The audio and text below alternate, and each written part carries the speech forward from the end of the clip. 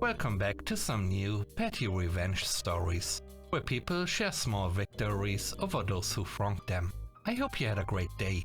Thanks for all the likes and comments on the last video. And now, let's start with the first story, shall we? It's called Fired for Helping. This happened many years ago, when I was in a mid-level management role at a large retail chain. I was responsible for overseeing several departments and had what they called key carrying duties.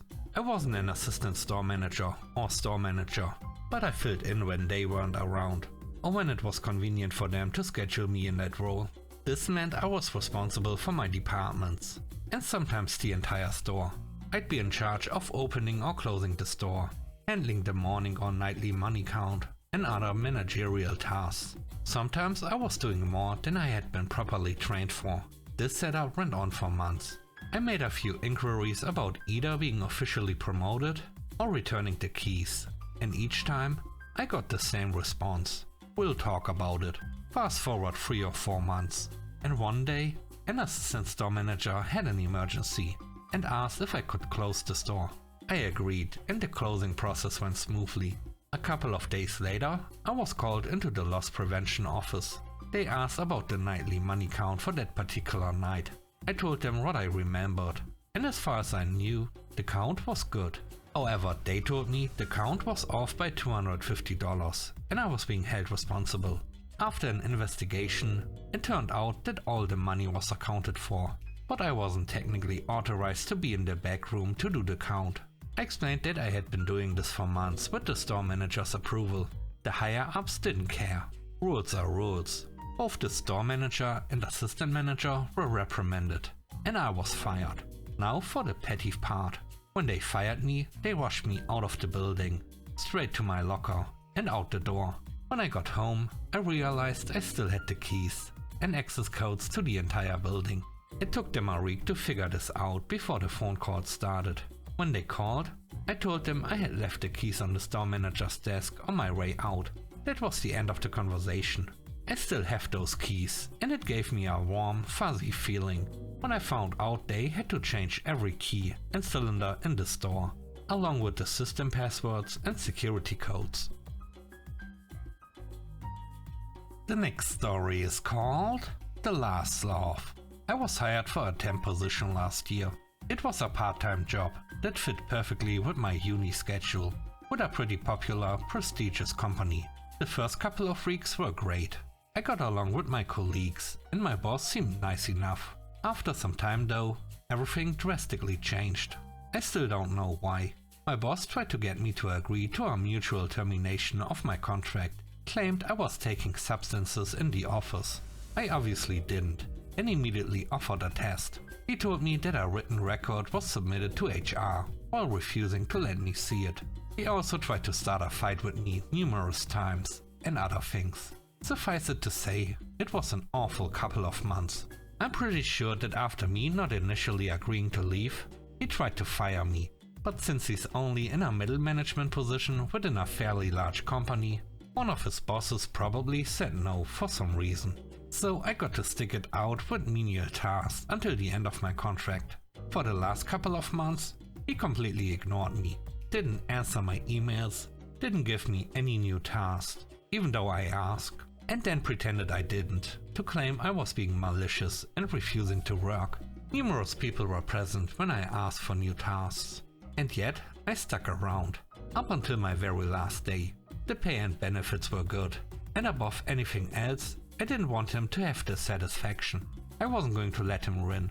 So when my last day came, ironically he wasn't even in the office and obviously never said goodbye to me. I was ready. I had been keeping track of every single thing that had happened. More than that, I discovered what I believed to be some pretty serious compliance and data privacy breaches. So I sent an email containing all of it in proof, not only to my boss and everyone on our team, but to numerous HR people. Then I handed in my laptop and left.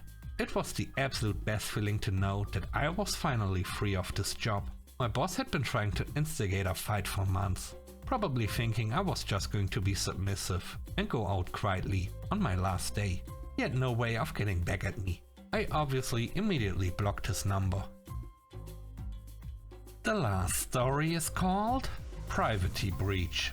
I'm a college student. I was heading between classes early this week, and I got a call from my state's unemployment office asking me to finish my claim. I didn't file a claim. It turns out the claim was for someone else. So I took the name down and ended the call. I live in one of the larger cities in my state, and we have a community Facebook group where we share questions about events, hours for businesses, and general memes and jokes about things that happen in our city. I decided to post an inquiry asking if anyone knew someone by that name who had applied for unemployment. I wanted them to get their claim finished so they could get paid as soon as possible, with only their name, which was a really common name. Facebook search and the yellow pages did nothing for me. Enter Karen. Karen commented relatively quickly on my post, bragging that at her job she has access to tons of people's personal information, and she pasted some guy's information in the comments. She ended her comment by bragging about being able to use the system outside of work and on personal time for personal reasons, and that she hadn't been caught. She posted this on our public Facebook group. Right away, people replied to her and said she shouldn't be bragging about essentially misusing their system for personal use, and that information security breaches could be a huge problem if she does it on her home network. As someone with an IT background, I sprang into action. I screenshotted everything she said in my original post for safekeeping. I then looked up her name on LinkedIn. Turns out she works for the most powerful law firm in my city as an office manager. The American Bar Association has very strict rules regarding safeguarding client information. The entire firm could lose its license to practice law if anyone in their office misuses their access to client information or shares client information publicly. I gathered all my information and screenshots, and even a screenshot from the Bar Association website, and sent it through the contact form on their website. I also sent the same information to the head counsel and the president of the law firm. Not 10 minutes later, I get a Facebook message from Karen with a screenshot of my contact form saying, "Nice try." She then blocked me on Facebook. The next day, I got a message from a legal assistant at the law firm.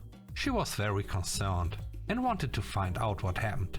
I explained everything and mentioned that Karen was bragging about this publicly. She thanked me for my time and said that an internal investigation would happen immediately, and that they handle any information security complaints like this very seriously. I never got an update from the law firm, and it's been about 5 days. But when I went to Google Karen's LinkedIn page again, it was gone. I think it's safe to say that Karen will no longer be using her access to client information for personal use anymore.